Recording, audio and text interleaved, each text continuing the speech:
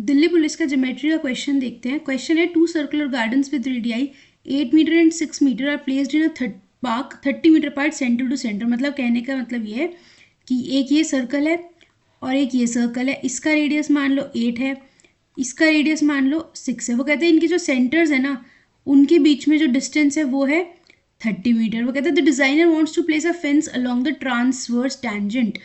तो ये अगर एक सर्कल होता है, एक सर्कल ये होता है, तो हमें पता है ये हमारे डायरेक्ट टेंजेंट्स होते हैं ऊपर और नीचे वाले, जिनको आउटर टेंजेंट्स भी बोलते हैं, और ये वाला हमारा होता है ट्रांसवर्स टेंजेंट जिसको इंटरनल टेंजेंट भी बोलते हैं। और हमारा एक ट्राइंगल हमारे पास होता है जहाँ हम बोलते हैं ये हमारा होता है TCT या DCT। इस केस में हम किस पे काम करें, ट्रांसवर्स कॉमन टेंजेंट पे। डी से क्या होता है, डिफरेंस, डी से डायरेक्ट, डी से डिफरेंस, तो उसके केस में हम क्या लेते हैं, दोनों के रेडियस का डिफरेंस लेते हैं। लेकिन ट्रांसवर्स कॉमन टेंजेंट के केस में हम क्या लेते हैं, दोनों के रेडियस का सम लेते हैं। तो यहाँ पे क्या आएगा, 14 आएगा, और यहाँ पे क्या आता है, जो उनके सेंटर्स के बीच में डिस्टेंस होते हैं 30।